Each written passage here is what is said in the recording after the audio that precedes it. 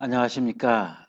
오늘은 애착 관계를 통한 자기 탐색의 두 번째 시간으로 우리가 지난번 애착에 대한 이야기를 나눴을 때에 우리가 이제 안전지대에 대한 안전기지에 대한 그런 이야기를 나눴었습니다. 그래서 그 이야기가 이어서 함께 또 이야기를 나누도록 하겠습니다.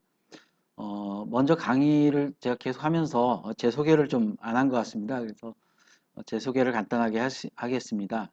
먼저 저는 현재 그 J라이프 코칭 상담센터 대표로 있고, 또 저희 센터는 청소년 선도 교육과 청소년 상담을 전문으로 하는 그러한 기관입니다.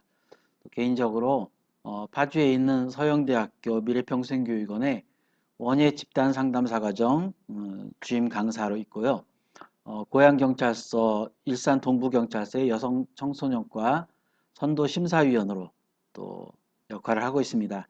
사단법인 마음보듬을 저희가 2019년에 설립하여서 현재 제가 상임이사로 경기 꿈의 학교, 특별교육 이런 교육들을 운영하고 있는 담당자이기도 합니다.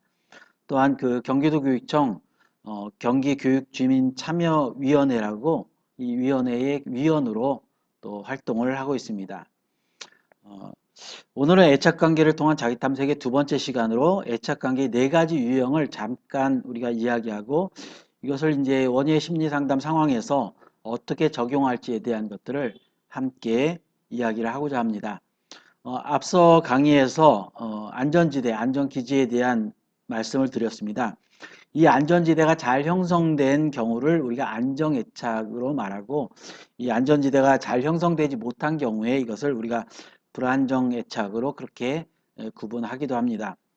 안정애착을 형성하는 데 있어서 가장 중요한 것은 이 주양육자, 즉 이제 부모가 되겠죠. 부모 중에서도 특히 이제 엄마 역할을 많이 강조합니다. 옛날 그 상담사나 이제 심리학자들 같은 경우는 사실 그 아빠의 기능보다는 엄마의 기능을 많이 이렇게 강조했던 것을 우리가 보게 됩니다. 물론 요즘에는 이제 주 양육자 그러면 엄마와 아빠 그리고 또 뿐만 아니라 이제 그 부모가 맞벌이를 하는 경우에 이제 조부모가 될 수도 있겠고 또는 어린이집의 그 보육교사가 될 수도 있을 거예요. 어쨌든 가장 중요한 이 주 양육자의 그 태도가 얼마나 일관적이냐에 따라 달라진다고 하는 것입니다. 그래서 이 안정애착을 형성하는 데 있어서는 좀 일관성 있는 그러한 태도가 중요합니다. 보통은 부모가 자라온 환경이 안정적일 경우에 자녀에게 안정적인 애착을 제공하게 됩니다. 이러한 아이들은 너무 이성적이지도 않고 또 너무 감성적이지 않으면서도 또 충분히 자녀를 공감해주는 그러한 부모의 모습을 볼 수가 있는 것입니다. 이런 자녀들은 원예 활동에서도요, 자신의 감정을 잘 표현하고 또 여러 가지 어려움이 있을 때 그것을 감추기보다는 이 선생님과의 관계에서 그를 적절하게 문제를 해결해 나가는 그러한 능력을 이미 가지고 있는 것을 볼 수가 있습니다.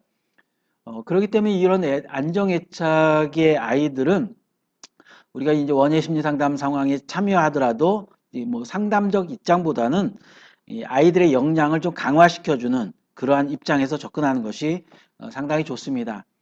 원예 그 우리가 집단 활동에서 또래 중재자의 역할을 또 해나갈 수도 있겠죠. 또 그 역할을 할 수 있도록 어떤 역할을 제공하고 그 역할을 통해 가지고 다른 학생들에게 도움을 줄 수 있도록 그렇게 우리가 하는 모습을 보면서 자신의 활동에 최선을 다할 수 있도록 또 지도해 주는 것 이런 것들이 굉장히 좋습니다. 불안정 애착에는 두 가지 종류가 있는데 첫째로 그 회피 애착이라고 그러는데 이런 아이들은 어느 한쪽 이제 부모 또는 부모 둘 다 적대적인 대우를 아이가 받았을 때에 그런 경험이 있었을 때에 이런 현상이 일어납니다.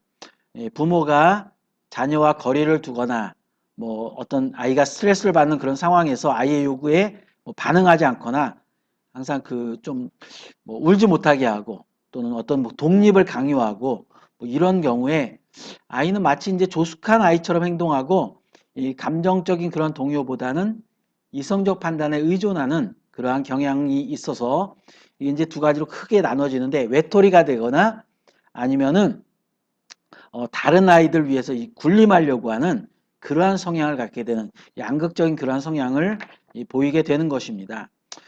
상처받는 것을 두려워하여 자신을 드러내지 않으려 하고 마치 정서적으로는 상당히 성숙한 것처럼 보입니다. 그렇지만 이것도 나름대로 우리가 알고 있는 방어 기제의 한 일종으로 볼 수가 있는 것입니다. 원예 심리 상담 과정에서 이런 아이들은 대체로 활동에만 집중을 하든지 아니면 자기 중심적으로 활동을 하는 경향을 보이고 또 꽃식물 자체가 그 감정 표현이 잘 일어날 수 있는 그런 매개임에도 불구하고 이런 것들을 보면서도 감정 표현이 좀 적고 자기 나름대로의 방법으로 활동을 마감하려고 하는 경향이 있고 선생님이 주관하는 걸 별로 좋아하지 않고 자기 세계만 몰입하는 경향을 때문에 주변 학생들과 잘 어울리지 못하는 그러한 모습을 보이는 경우가 많습니다. 이 불안정 애착의 두 번째 유형은 양가 애착이라고 말하는데 이는 부모의 일관성 없는 행동으로 인하여서 우왕좌왕하는 모습을 보이는 경우를 말하는 것입니다. 한마디로 안전지대가 없기 때문에 항상 불안해하고 자그마한 일에도 쉽게 당황하는 그런 표현을 가져요. 그러다 보니까 이런 아이들은 강한 아이들의 타켓이 되고 괴롭힘을 당하는 경우가 상당히 많습니다. 이 외에도 어떤 영역에도 넣기 어려운 그런 와해, 혼돈 애착의 영역도 우리가 생각해 볼 수가 있습니다. 이런 유형의 아이들을 우리가 원예 심리상담 상황에서 접할 때 어떻게 접근하면 좋을까요? 물론 쉬운 상황은 아니지만은 그렇다고 우리가 그냥 간과할 수는 없는 것이겠죠. 가장 중요한 거는 이런 학생들의 주 원인이 주 양육자, 특히 이제 부모에게 있는 경우가 대부분이라는 거예요. 즉 부모가 안전지대가 되어지지 못하기 때문에 나름대로 살기 위해서 다양한 불안정한 모습으로 살고자 하는 의지를 표출하는 거예요.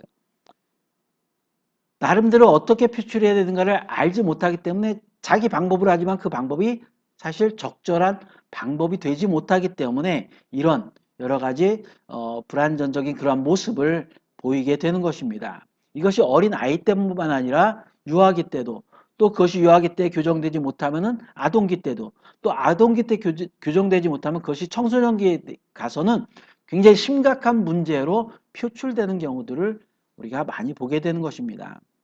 이러할 때 상담사는 이들에게 새로운 안전지대 역할을 해 주어야 되는 것입니다. 이 원예라는 매개의 특성을 이용하여서 그들의 감정을 자극하고 숨겨진 감정을 정확히 표현할 수 있도록 도와주는 겁니다.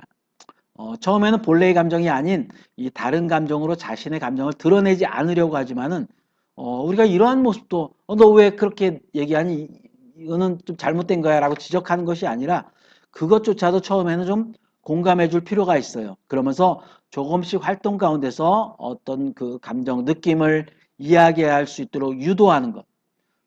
물론 그럴 때마다 필요한 공감과 여러 가지 다양한 반응이 필요합니다. 충분한 공감은 이러한 학생들의 마음을 열게 해줍니다. 또 특별한 경우는 이제 그 회피 애착의 태도로 가진 아이들은 학생들은 너무 다가가지 않는 범위에서 공감해 주는 것도 필요해요. 왜냐하면 이들은 너무 다가가면은 오히려 회피하고 거부하려고 하는 경향을 가지기 때문에 조심스럽게 천천히 다가가야 한다고 하는 것입니다. 물론 이것만으로 되는 것은 아닙니다. 앞에서 말씀드린 것처럼 대상자의 이러한 특징들을 좀 안다면은 좀 더 구체적인 원예 심리 상담 회기별 교환을 작성할 수 있지 않을까 그렇게 생각하는 것입니다. 우리가 원예 치료, 원예 심리 상담 이건 하면 할수록 사실 더 힘든 것입니다. 그렇지만은 우리가 대상자의 변화에 대한 신념, 또 사랑, 또 공감의 마음만 있다면 충분히 가능하리라 봅니다. 거기에 오늘 말씀드린 이론적인 이해만 좀 더 우리가 가진다면은 멋진 원예 치료사로서, 멋진 원예 심리 상담사로서의 역할을 분명히 잘해 나갈 수 있을 것이라 생각을 합니다. 오늘 강의는 여기까지입니다. 우리가 이렇게 짧은 시간에 이야기를 하기 때문에 사실 이 내용만을 가지고서 우리가 무엇인가를 하기에는 조금 부족한 부분도 많이 있을 것입니다.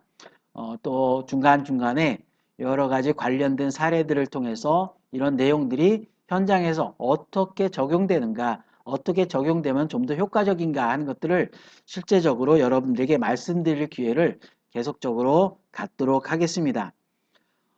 저도 아직 그 유튜브 강의가 조금 낯설어서 좀 쉽지는 않습니다. 뭐 좀 더, 다른 강의들을 보면 좀 재밌고, 뭐 유익하고, 뭐 어떤 위트도 섞어가면서 이렇게 하는데, 뭐 저도 오프라인 강의를 할 때는 좀 여러 가지, 위트도 섞고 하지만은, 참 어떻게 해야 될지 아직도, 좀 부족한 부분들이 많습니다. 열심히 노력해서 좀 더 재미있고 유익한 내용으로, 다시 찾아뵐 수 있도록 노력하겠습니다. 좋아요와 구독 그리고 널리 또 소개도 부탁을 드리겠습니다.